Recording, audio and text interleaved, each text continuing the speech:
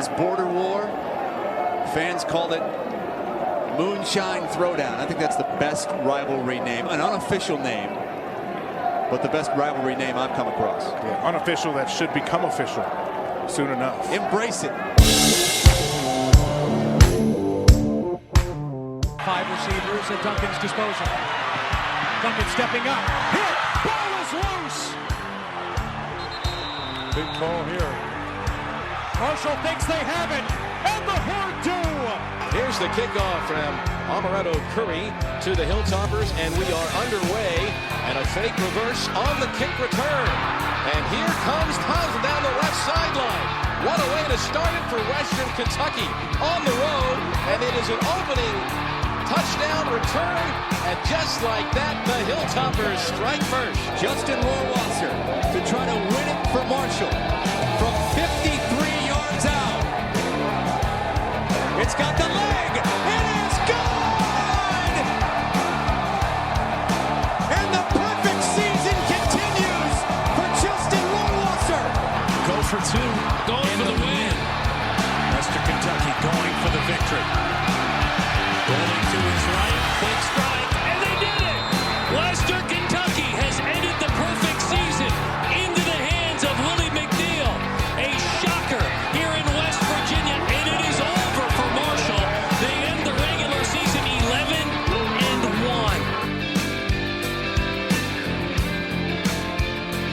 11-1. Welcome back to the Moonshine Throwdown podcast. Season prediction time, Trace. We've gone through all the position groups. We've gone through all of everything, and we've talked about everybody individually. Now it's time to talk about the season predictions. We can handle this a number of different ways. As Steven and I were doing this, the conversation just kind of started going, and we started talking about things that necessarily we weren't going to cover, but it just turned into that way. So I'm going to lead into with you the same way I led in with him, and I'm going to let you qualify your expectations according to your own data points of what you think you need to qualify as a season expectation. I don't necessarily have anything particular. But you have your own expectations on what the season should look like. You have your own expectations on what you expect to see. So what is fair? What are your Trace Johnson expectations for Charles Huff in year 1 and Marshall Thundering Herd in 2021? Well, I mean, I think as a bare minimum, it should at least be the same level that it's been over the last 4 or so years. I think that's kind of a bare minimum. Like we always talk about the 8-4 and the second place finish and the whatever. I think it has to at least be that. I mean, I'm not saying that like it won't be better than that, because quite frankly, I think it will be better than that, but that has to be the minimum. You can't. I don't think it can be a 6-6 or a 5-7 or a total just loss of everything. I don't think it can be that. It can't be a 2016 either. But I think that it has to be at least that. It has to be at worst the standard that it's been over the last few years, and that standard has not been good enough. But with a new head coach and a new system and everything, I feel like the fan base would be more lenient to that opposed to Doc, who was in his 8th, 9th, 10th, 11th years. I think that's a totally different scenario. And if you just look at the schedule, I mean, the schedule is relatively favorable. I mean, most of their toughest games are at home. I mean, you got to look at it like that. At App State's going to be tough. At FAU, that's tough. But they got Western at home. They got UAB at home. East Carolina, I don't really know what to expect out of them, but you got them at home. So you got a pretty good, favorable schedule. The Conference USA East seems to be pretty wide open. It seems like it's a 3-team race, Marshall, Western, or FAU. It seems like that's what everybody's going towards. The Conference USA, the media or the coaches or whatever pick Marshall to win the East. So I think that's more than possible. And, I think best case scenario, we're talking double-digit wins, conference championship. I mean, I think that's best case scenario. And that's possible. It's not impossible by any stretch of the imagination. And right off the bat, even in year 1, there's a lot of things that Marshall has going in their favor that could pay big dividends at the end of the year. So that's kind of where I am with it. I mean, you have to expect a certain level, and and then you have to hope that level just keeps growing. And I think that's where we are right now. I think they could easily win the East again, but time will tell. There's a couple games in conference that are really going to tell the story, whether or not the team can do it or not. If this team can't at least get to that 8-win plateau with all they have returning, granted they lost some big pieces, but those pieces were mainly on the defensive side of the ball. A couple of big-time wide receivers are gone, but they were banged up last year, so they really couldn't be counted on consistently anyway. Brendan Knox is the biggest loss from an offensive weapon standpoint, discounting offensive linemen. So there are several pieces there that have to be replaced and have to be replaced in a hurry. But if this team can't get to 8 wins in this conference, what are we even doing here? That's what you have to ask yourself. If you can't get to 8 wins in Conference USA, when your schedule is number 126 in the country, what are you even doing? Right? You have to be able to compete. The season every year boils down to about 3 or 4 games for Marshall every year. And for by and large, they have a hiccup in a game that they shouldn't have a hiccup in, which puts even more pressure on those 4 games that they must win. They'll go out and they'll beat Florida Atlantic in fairly convincing fashion and then turn around and lose to Charlotte. Yeah. I don't get it. It's like I don't understand that. Now, here's a couple of things that we got to talk about. Marshall plays back-to-back home games in September and then doesn't play at home in back-to-back weeks for the remainder of the season. They do have to make another trip out to Texas. They got to go to Denton and play North Texas this year, who's going to be competitive in the West. They have a pretty good offense there. It could be a shootout type game. I like Marshall's defense a little bit better than, what we hear about North Texas. I don't know them that well, but I like Marshall's defense and the talk around the Herd's ability to stop the ball more so than the Mean Green. So before I get into the schedule any more detailed, which is what I'm about to do after I ask you this next question, what is the best case scenario and what is the worst case scenario for Marshall, in your opinion, in 2021? Well, I'll just focus with that question on just the regular season. Of course. Yeah, I'll just leave it at that. And I think the best case scenario is 10-2. I think that's the best case.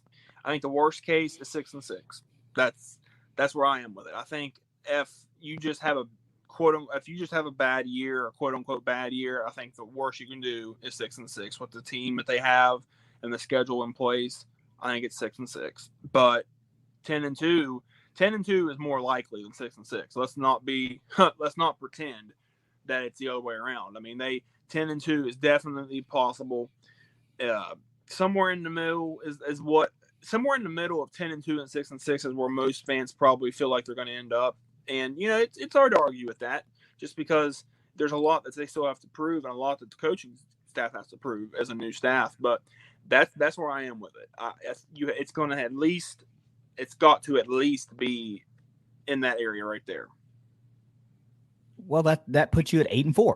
Which is what we think. Be, yeah. That's the very middle of 6-6 and 10-2, 8-4, which is what Marshall has been for the last 2 years. They won 9 games in 2018.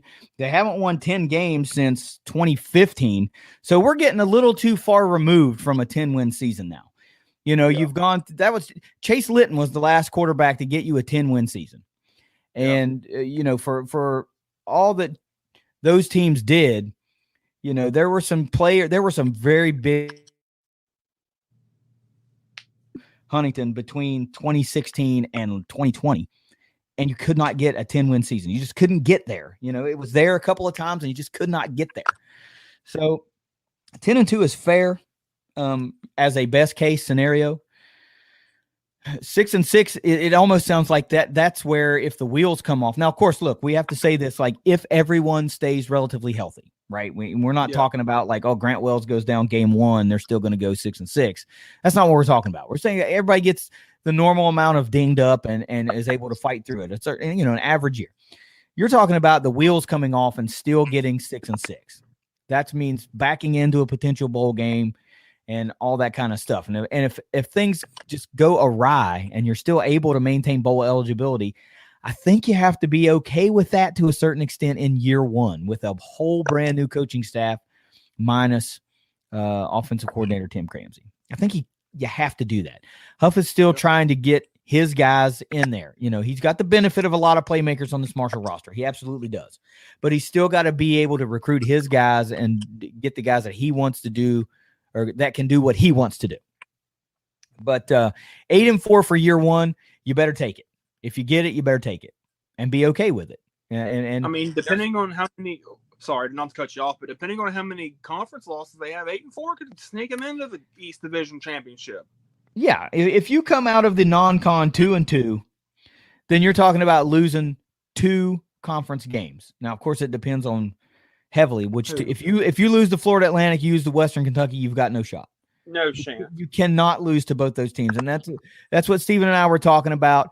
If you expect to win the Eastern Division of Conference USA, you cannot go 0-2 against Florida Atlantic and Western Kentucky. You can't do it. You have to, at worst, go 1-1 against those teams. Have to. Ideally, you want to go 2-0 against them because there's probably going to be a trip up somewhere that you didn't see coming that is going to put pressure on you. So here's where we talk about the schedule. I ran down it really quickly when I was talking with Steven and Western's schedule, that is. And, I can do this here because a lot of these teams are the same. But I'm going to do this with you, and then he was able, as I was talking, he was just kind of taking in what I was saying at a very fast pace, I might add. And he was like, well, okay, now that you say this, I'm thinking maybe this is a possibility. Maybe that's a possibility. He hadn't considered this, that versus the other. So I'm going to do that with you, and we'll see what we can do. I'm going to give you a fast rundown of the schedule. Start off the season, of course, at Navy. Navy started his preseason ranked number 9 in the AAC. I'm telling you, this is not the same Navy team. So this is a team that has lost a lot of playmakers. Defensively, a lot of guys returned, but this is a team Marshall should absolutely out-talent and outpace. And then you got North Carolina Central at home as a team you should absolutely dominate. Marshall's won the last 10, count them 10, a decade worth of home openers. You should not lose this game. Charles Huff, for his image, for what he's trying to do, for his hype and all that, you cannot lose to North Carolina Central in your very first game at Jones C. Edwards Stadium. I don't care if you have to open the playbook and throw every play you got at him, you better do that. Then you welcome in East Carolina in one of the most, if not the most unique type rivalry games in college football. East Carolina preseason ranked number 7 in the AAC, just ahead of Navy and Tulane. But the caveat there is they got 4 teams that are tied for 3rd in a preseason ranking. So, are they really 7th, or are they kind of somewhere maybe in that 5th kind of range? You don't know. They're going to be an average team, a decent team, a team that Marshall should win at home. If this game is at East Carolina, maybe you lean the other way about it. But at home, you've got to beat this team. Then you go to Appalachian State, who's picked by many, many services to win the Sun Belt, at least their division, the Sun Belt East, edging out Coastal Carolina, depending on which out you're looking at. Look, the Mountaineers are going to be good, and they're damn sure going to be salty about coming in and losing last year. So you're going to get their best effort, believe it. And if they can embarrass you, they're going to want to embarrass you. They're going to try to prove that last year was indeed a fluke, and that's what they're going to call it if they manage to dismantle Marshall. Marshall's going to have to play a solid game and get a win on a Thursday night in Boone. Then you got your conference opener at Middle Tennessee State, a place where Marshall has struggled for whatever reason to play a game. At Middle Tennessee State. You talk about years past where they missed like 6 field goals in a game. A couple years before that where Middle Tennessee State ran like 30 straight run plays and Marshall couldn't get them off the field, and they ultimately end up freaking winning on a last-second touchdown pass and win like 51-49 or something like that. Murfreesboro, for whatever reason, in front of the 6 fans that'll be there, just have a tough time with the Raiders. Then you get Old Dominion at home on October 9th, which is probably going to be homecoming, I would imagine. Old Dominion's a weird team. They opted out of the 2020 season. They hired a new head coach a year before that, letting Bobby Wilder go. They got Ricky Rain. He's been there over a year and still hasn't coached a game.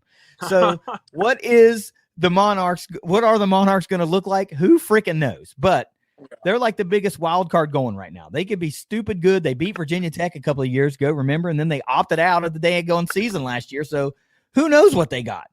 Then you go all the way to Texas and play North Texas and Denton. We know the struggles are highly well documented. Marshall struggles in Texas. They did manage to get a win over Rice a couple of years ago, but then turned around and lost to Rice at home last year.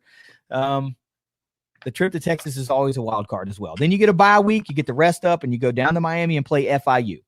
Just like I said when we were talking with Western Kentucky and Steven, FIU every single year is that team that's like, this is the year. They're going to get over the hump. This is the year. They're going to do it, and they never get over the hump. Never. No. I have got no reason to believe that this is their year because they've never shown me it is their year. I'm not penciling this in for an easy win, but until they get over the hump, they're still under the hump. Yeah. Then the gauntlet starts. November for Western Kentucky and Marshall is absolutely brutal, Trace. Both teams play a brutal November. Both teams play FAU, which means FAU also plays Western and Marshall in November. I think that was probably on purpose for Conference USA. Yeah. You go to Boca Raton on November 6th to play FAU. Then you come back the very next week at home and play UAB, which will most likely be 75 week. And then you have November 20th, you go to Charlotte, and do we even need to talk about Marshall's struggles with Charlotte? Then you close out the season on Thanksgiving week with the Moonshine Throwdown in Western Kentucky. November is brutal. If Huff and the Herd are not cruising and clicking by late November, it's going to be a rough second half of the year. That's where the meat and potatoes of the schedule is. That's where your season is made or lost, is after the bye week on October 23rd. You cannot go 1-4 or 2-3 against FIU, FAU, UAB, Charlotte, and Western Kentucky and expect to rise out of the East. It's not going to happen. You better be 4-1. You better be 5-0 in those games if you expect to compete for a championship. That's just where it is. I mentioned earlier, Marshall will not play back-to-back home games after September. Weeks 2 and 3 are home games, and after that, you go 2 straight on the road, and then you're alternating weeks at home and on the road. Whatever that means, that's what it means. You're not going to get that benefit of being at home for 2 weeks and the familiarity for 2 weeks, and it just doesn't line up that way for you. Luckily, you go to Boca Raton and play FAU, a place where you've been historically pretty successful, and you do get Western Kentucky, who is going to surprise some people. I hope people are paying attention to this because they could be really good, especially by November. If their early season might not look that sexy, they might get beat up a little bit until they figure it out, but by the latter half of the season, they could be really tough. Trace, it's not a very, very good November for Marshall. Let's just put it that way. So let me ask you the big couple questions. Can Marshall win it all in 2021? Yes, they can. Short, sweet, and to the point. Yes, they can. They can. I mean, biggest question: will Marshall win it all in 2021? No. Okay, precise and short. I gotta keep it like that. Where does Marshall land if they don't win the title? And what I mean by that is they win the East, they lose the conference championship game. No, they're second in the East, and somebody else goes over a tiebreaker. Like, what do you feel? Where will Marshall land? I feel like, I really haven't looked at everybody else's schedule that closely yet, but I feel like there's going to be one of those games towards in November, probably, like you're talking about. One of those games where it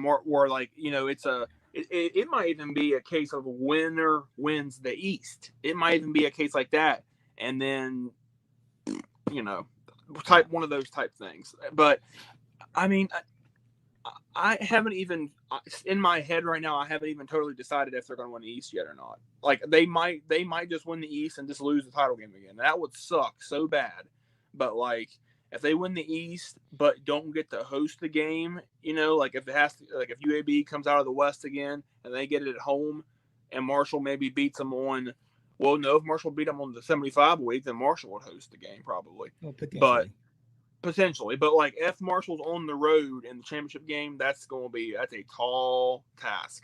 I mean, I think like every conference title Marshall's won in the last 25 years, they've been at home and when they've done it. So like, it's just something that doesn't happen very often. And the last time Marshall was on the road in a conference title game, they got the break, just got beat the crap up against Rice. So we don't want to see that again.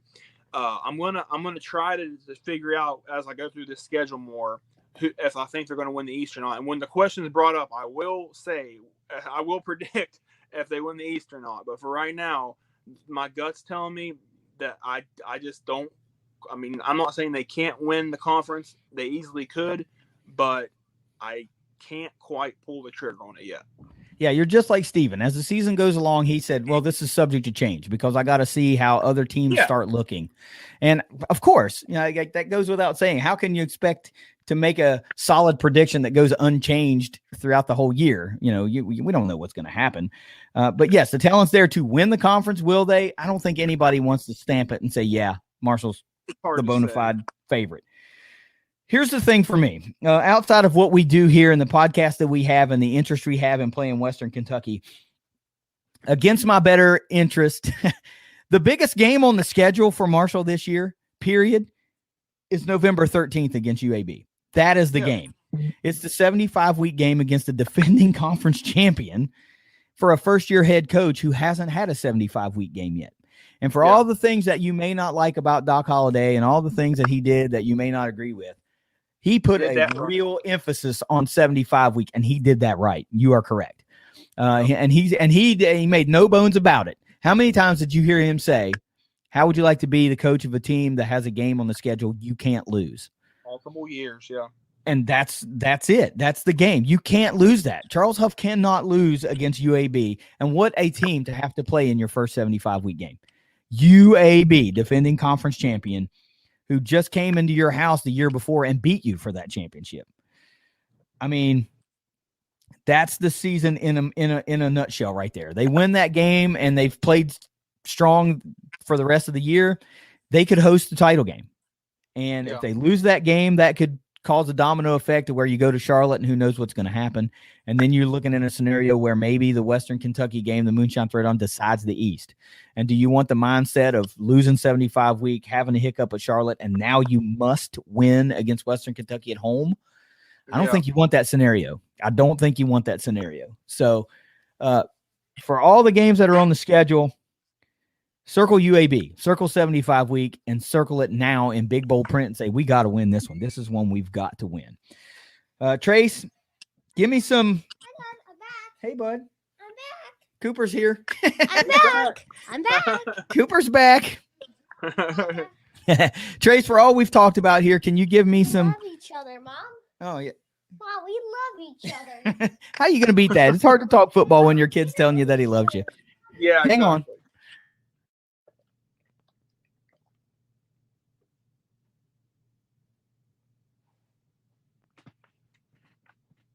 All right. I can't get mad at when my kid wants to come in and tell me that he loves me. How do you get mad at that? Can't get mad there. No, not the slightest. So, folks, that's what it's all part about being a dad. Dad first, podcaster second. But for all we've talked about here, give me some final thoughts on the season prediction, and then we're going to get to talking week 1.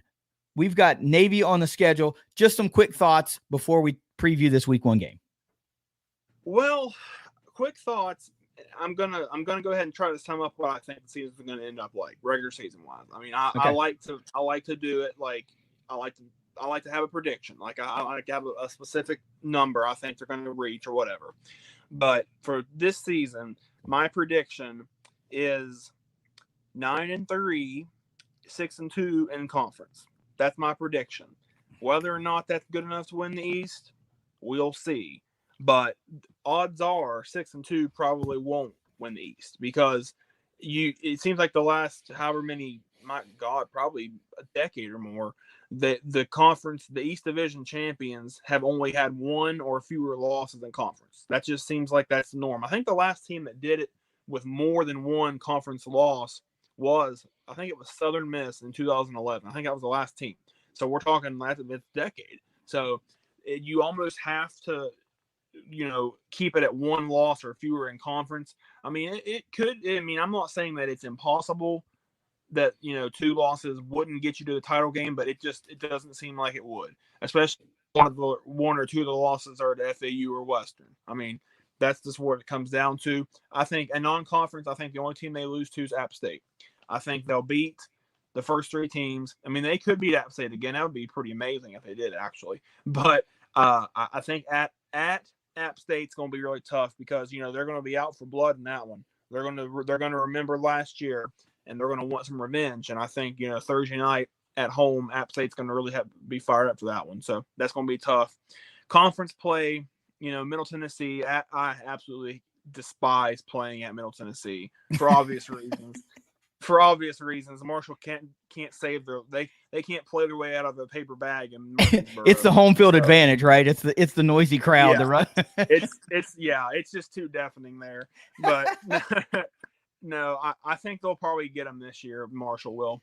Old Dominion should win that one easily. North Texas on the road. I never like playing in Texas either because Marshall almost never wins in Texas. Yep. But I'd like to think they come out with a win there. FIU at home. You know, I think they should win that one because that one or ODU could be homecoming, either one. So I think they'll win. I think they should win both of those at home.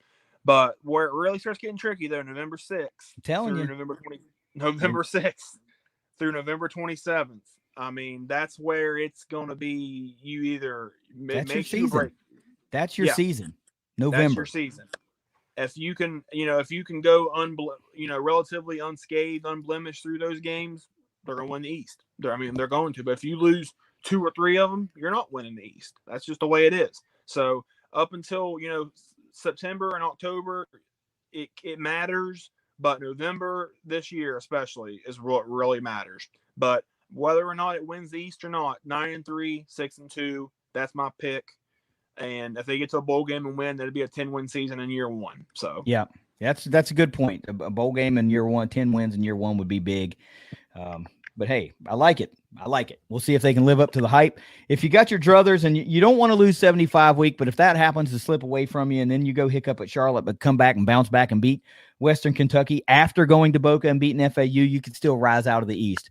You would probably have a terrible scenario of either having to go to Birmingham to play a Conference USA title game or having to go to San Antonio and play a conference championship game. Terrible scenarios if you're a Herd fan as far as conference championship goes. Just take care of business, and when the dust settles, see where you land. But one game at a time, one dub at a time, and see where it goes. Look, on the other side of this break, we got a week 1 game to preview, Trace. It's Herd traveling to Annapolis to play Maryland. To play, I was thinking of the Military Bowl. They played Maryland up there at Navy Stadium. To play Navy. It's pretty awesome. The season's here. It's the Moonshine Throwdown Podcast. Hang with us. I believe in scoring points. I have an extensive offensive background. I believe in stretching the field vertically and horizontally. In order to do that, you got to be able to be good up front. You got to be able to run the ball, and you got to be able to throw the ball. I believe, you know, a lot of coaches talk about balance, and you got to be balanced. I believe you got to do what you got to do to win. It is game week, Trace. The season is here. Marshall opens up on the road in Annapolis, Maryland, playing the U.S. Naval Academy. In a stadium that I've been to, actually. I was at that 2013 Military Bowl where Marshall played Maryland. It was an awesome atmosphere. They really have a smaller stadium, but man, the design of that thing is so awesome and just a really cool atmosphere. This is not the Navy team that I've alluded to several times in this show that has been a formidable force in the American. They're down, and they're kind of down to the point that they could be taken advantage of in a number of areas. A 3-7 ball club in 2020, picked 9th preseason in the American Athletic Conference by Phil Steele. It's just not good times. The only team that they're picked ahead of, teams that they're picked ahead of in the American is USF and Temple. This is a team that Marshall should really beat. I mean, I don't want to be disrespectful. They should just win. Saturday, 9/4, 3:30 p.m. on CBS Sports Network is when the game's going down. Power Index really kind of sort of loves the Herd in a road game. 69.5% chance to win for Marshall.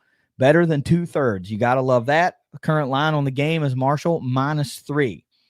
The only 2 stats I'm going to give you really for Navy, and I'm going to let you deduce what you need to deduce as a podcaster and as a listener of this show.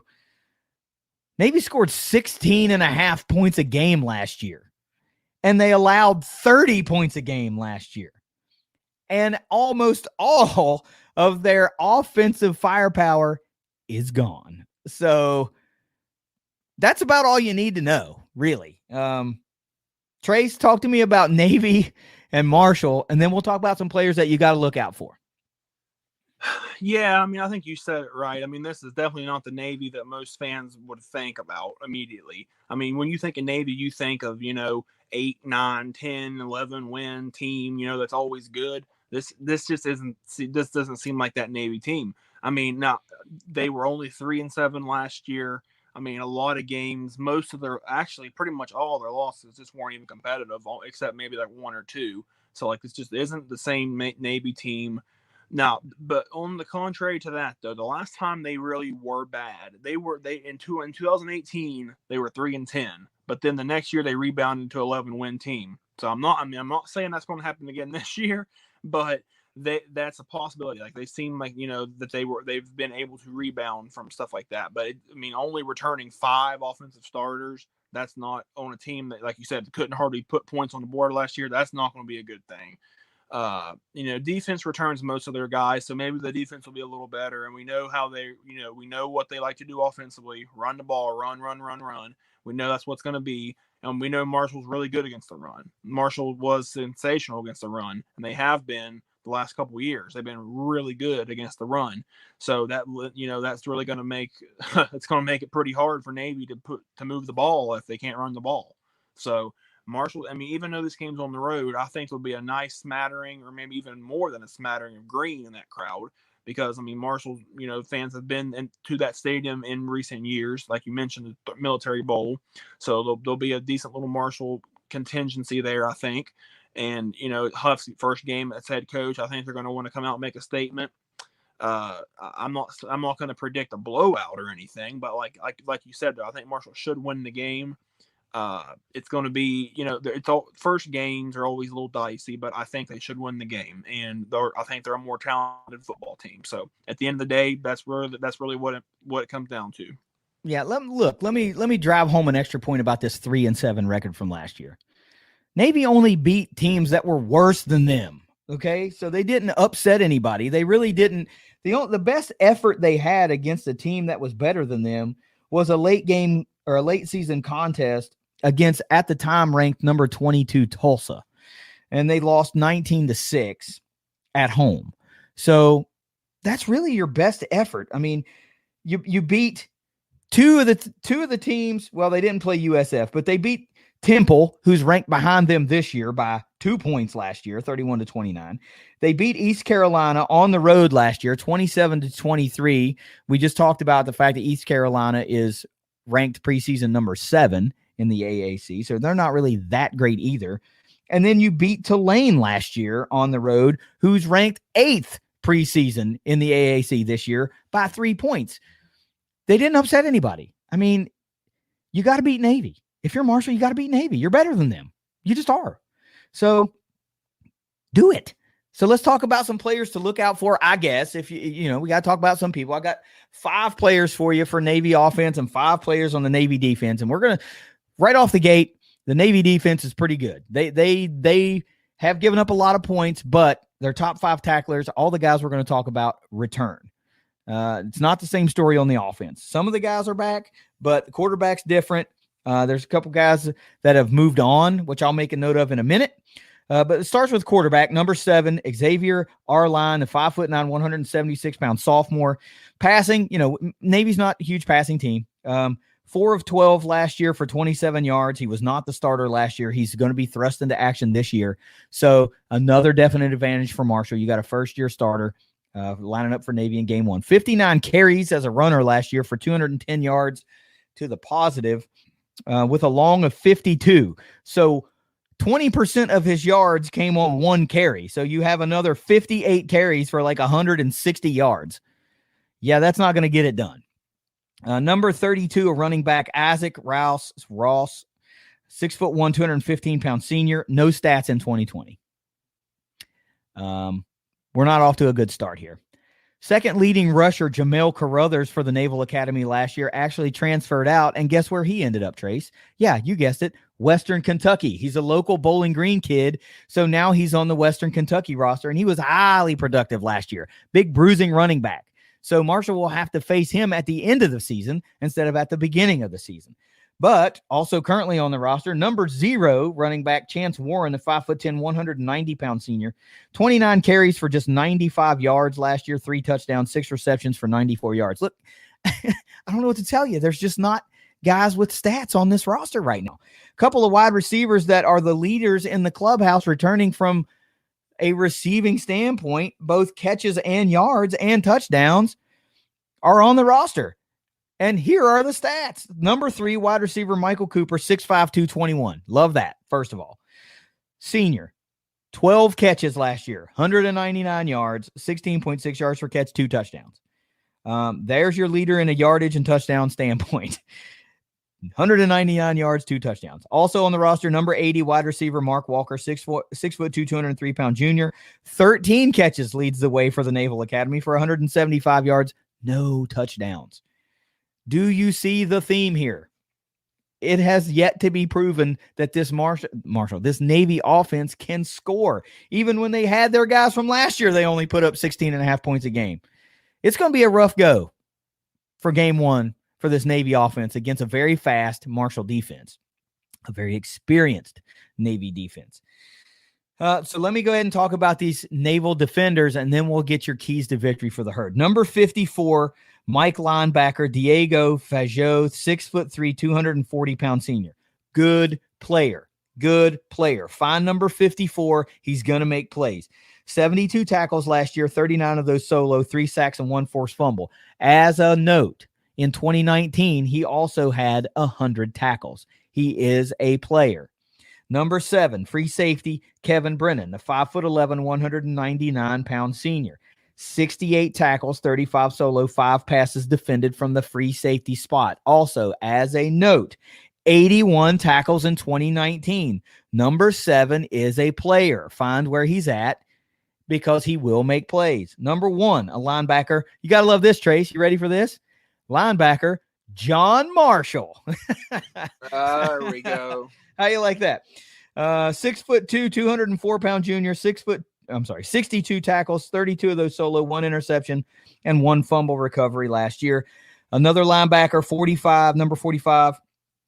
Oh, man. Tamatu Atele, 6'1", 237-pound junior, 52 tackles, 38 solo, 4 forced fumbles. And number 6, I love it. You rarely see this position used this way anymore. Number 6 plays the bandit / defensive end. Mitchell West, 5'10", 192-pound senior, 50 tackles, 32 solo, 1 forced fumble. Look, 5 guys I just listed. All 5 guys had at least 50 tackles last year. They're very good in the linebacking core and in the secondary at tackling. How well are they at coverage? Well, who really knows? And how good is this defensive line? I don't think they're going to be getting too much pressure on Grant Wells. So some good tacklers, some good solid tacklers for this Navy defense. Trace, what are your keys to victory? What's the Herd got to do to get a win? Well, I think first things first, they have to early on. They have to establish themselves early. I mean, you can't come out playing like garbage. You can't come out turning the ball over left and right, stalling out on offense, 3 and outs everywhere. You have to come out and establish yourself. You have to come out, put some points on the board, move the ball, shut them down defensively. I think you got to come out, and make a statement early on, especially, in game 1 with a new head coach on the road. I think that's what they need to do. They need to come out strong, but like more particular, establish themselves. I think that's a big key in this one. And then my next point would be probably Grant Wells playing clean football, because that's a huge point right there. That's a huge one, because we know how it went last year at the end of the year. It didn't go well for him and the whole offense. I think that he has to come out and have a really strong first game to get that bad taste out of his mouth. It's his first time on the field since the last 3 games of last year didn't go well. Coming out and making a statement early on that he can go out and throw for maybe 300 yards or throw 3 touchdowns or something, that would be big. because you don't want to start the season out on a bad note if you're Grant Wells coming into this year. So that's another one there. Next point is, I mean, I think you mentioned it. I think you just got to take advantage of just I think you're just a more talented football team. Just take advantage of that. Just go out there and, you're faster. You got more speed. You just got to out athlete Navy. I mean, that's really, I mean, it sounds like a simple thing, but like sometimes that's just like demoralizing to a team, knowing that they just don't have the horses that the other team has. And I think that's the case here. I think Marshall's got to, they have to show them, we're going to beat you to the corners. Right? We're going to beat you to the edges. You're not going to get around this defense. Offensively, we're going to fly by you. We're going to out-muscle you on the offensive line. That's more the same thing there. Just out-athlete them. And I think they got no problems. And then as kind of a default one, I would say turnovers. Just work on that. You got to work on turnovers. You can't go out and have, a bunch of turnovers early. You can't have a bunch of turnovers, period. But if they're able to, protect the football, if Grant Wells is able to protect the football, then I don't think Navy's got a shot in the world to beat this team if Marshall plays clean football and doesn't have any turnovers. I think that's, there's a few things that are a given. But if Marshall doesn't turn the ball over, they've had a lot of success over the recent years. So that's a big key there, especially in game one. If you don't let Navy hang around, there's no way that you lose this game. If you go out and assert yourself as the better football team with the better athletes at given positions, and maybe at all positions, honestly, then assert yourself and dominate, right? I mean, if that's the mentality, then do that. Like, we're not here to make friends. I don't care what Conference USA says in a lame letter to everyone, like, hey, everybody should be friends. Like, come on, man. We're here to win, right? This is a man's game. This is a rough and tumble game. This is a contact collision sport. It's not about being nice. It's about winning. For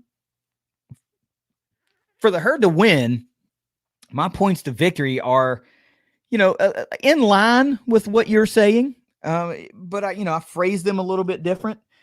Number one, I wrote down, it's just got to work. What they want to do has to work. We're talking about a tempo offense. We're talking about a little bit more of a wide open scheme type thing. We're going to see if Grant Wells can be successful in a faster paced offense and, taking a little bit of the emphasis off of the, a workhorse type running back. We want to see a little bit more of a spread it around type offense. So that's got to work. And if it doesn't work, what are they going to do to find something that does work, right? We can't have a repeat of the Conference USA title game where Grant Wells doesn't complete a pass for the first half. That would be disastrous. Number two for me is you use the perimeter and you use space as your 12th man on the field, right? If these guys can't run with you, then get Willie Johnson in space.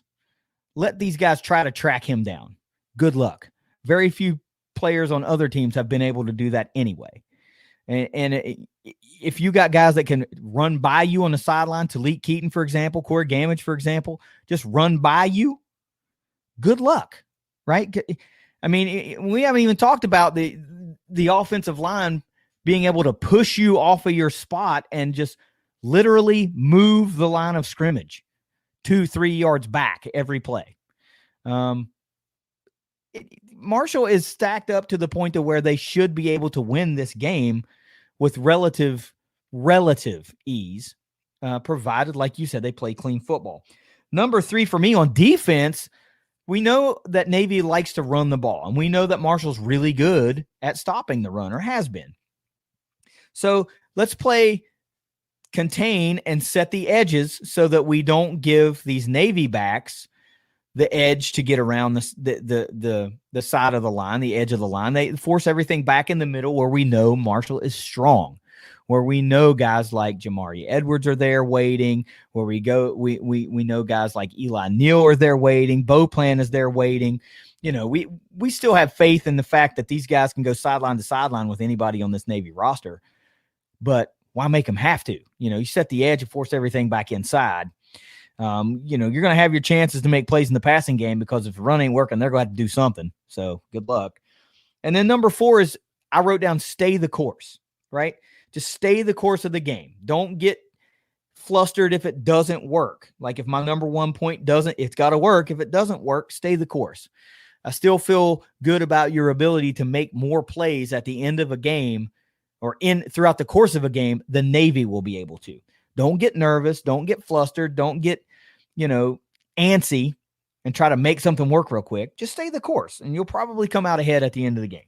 Trace, who's going to be your 200 proof player for week 1 against Navy? I'm rolling with Grant Wells. I'm making no bones about it. I think this is a very important game for Grant Wells. I really do. I feel like this is one of the most important games of his in the early stages of his career.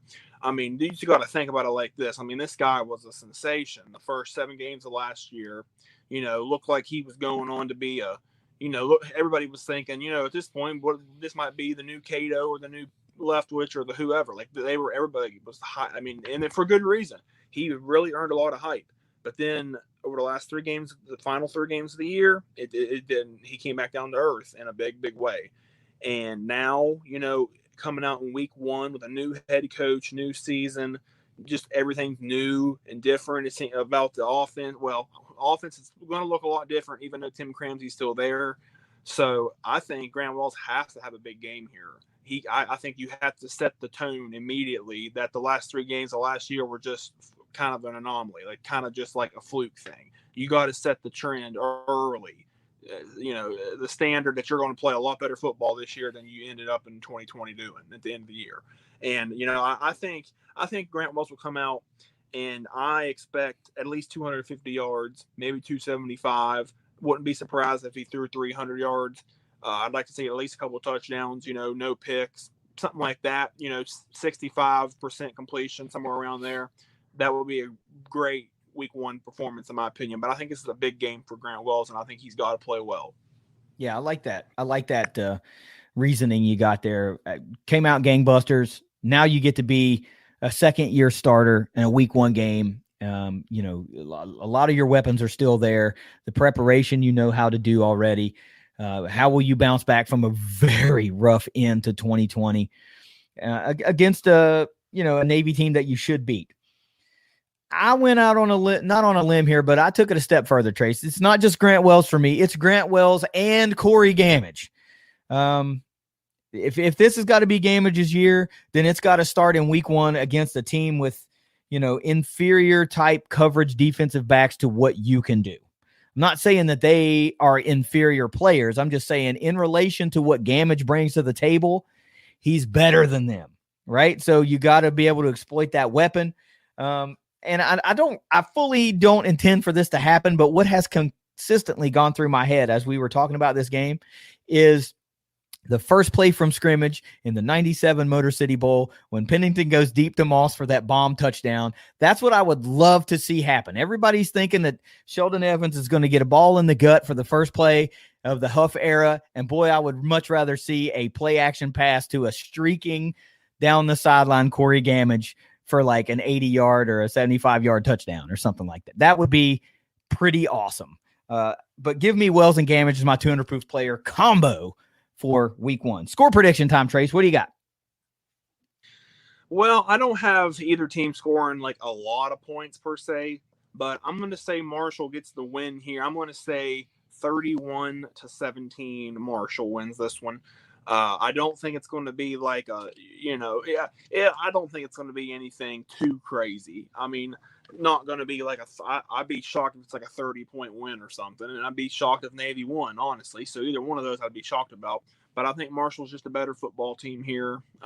It's really that's really as simple as it can get. I think they're better. I think Navy's going to be. I mean, Phil still seems like he thinks Navy's defense is going to be better this year, but the offense, the jury's still out on that offense because they just didn't do hardly anything last year, and they don't have hardly anybody back this year. So I don't know. Don't seem like the offense is going to be very good. It seems like the defense might be a tick better this year, but they were pretty bad last year. So I don't know what will happen there, but I think Marshall's going to be able to move the ball on this team. I think 31 points is more than doable. I think the defense will do a good job of slowing them down, shutting them down for most of the game. So I think 31-17 is more than doable, somewhere in that neighborhood. So I think Marshall's going to start out strong in week 1 of Charles Huff era. I don't know if this was by accident or on purpose, but you basically picked the averages from last year. Navy scoring 16.5 points a game, giving up 30 points a game. You're going 31-17. I like where you're at. And as a matter of fact, we were pretty damn close. I say the Herd 31-13. It's week 1. It is what it is. It's a road game. There's a lot of newness, a lot of this, that, and the other. There's going to be some jitters. There's going to be some this, that, and the other. You're going to have some plays that don't go exactly your way. Bugs got to get ironed out, all that. But I still like the Herd to cruise to a fairly easy victory. But we'll see how it goes. Look, final thoughts time for week 1. The season's here. Strap up. Here we go. Football is on the horizon. It is here, baby. It's here. Football. It's here. I'm excited. Especially when it comes to Marshall football. I got my season tickets in the mail the other day. That's what a rush that is, seeing them things coming in the mail. You just get hyped. I mean, that's just, it's just, you just get so excited about it because it's just the time of the year, September through, December. It's just a better time of the year. And Marshall football is a big reason for that for me. And a lot of people, everybody listens to this podcast, if you're a Marshall fan, that's why that time of the year is better for you. And it's exciting to think of the prospects that this Marshall team could have under a new head coach that has got a lot of hype around him, and he's done everything right so far. I mean, and we want to see that come to fruition early. I mean, I'd be pretty daggone shocked if they have a week 1 performance nearly as impressive as they did last year against EKU. But, I think any kind of win here would be good. I mean, I know the line's only -3 so far. And if they won by 3 points, if they won by 1 point, that's fine. I'll take it. I mean, at this point, you can't get too picky about it just because you got to see what this team's going to look like with a new system, a new head coach, and a lot of new personnel in a lot of regards. So any kind of win early on is fine, especially on the road. You can't take that for granted. But I think Marshall's going to have a good performance here in week 1. I think they're going to get the win, come back home for 2 games, starting out 1-0, and hopefully they can keep it rolling from there. Hopefully they can really come out of the gate strong here. That's what I think. That's what myself and every Herd fan wants to see. And I think they can do that. And I think they will do that. Yeah, I think as a Herd fan, you just want to see a consistently competitive team for 4 quarters in the first game of the year. That's what you want to see. You want to see your superior athletes be superior for the entire game. And I don't think anybody's got these visions of a 50-point, 60-point blowout win. I don't think anybody has that. But, if you get anything like you got against Eastern Kentucky a year ago, I mean, wow, what a nice little thing to have happen, something to see. I think this will be a fairly convincing win, not a blowout win. There's just too much newness. There's too much going on. Take the spread for what you want. 3 points. It's on the road. Vegas generally knows what the heck they're talking about anyway. So, we're predicting these 20-point wins, but Vegas sees this as a 3-point win. It's just a lot of new stuff that's got to get ironed out. We'll know a whole lot more about this Herd team. As odd as that sounds, we'll know a whole lot more about this team after 1 game than we do now. So I'm just pumped for it. Football's here. We get Western Kentucky on a Thursday night coming up playing UT Martin. So you can actually get a little bit of a taste of some rivalry football, at least from the Moonshine Throwdown, if you watch that Thursday night game coming up this week. And then you get the Herd on Saturday. I mean, it's here, man. It's here. There's no turning back now. Let's hit the ground running. Let's get 2 dubs this weekend and come back and talk about 2 wins on the recap episode. So, Trace, if you got anything else, spill it. If not, let's get the heck out of here. I only got to go Herds, get that dub. Go Tops. It's the Moonshine Throwdown podcast. We'll see you later.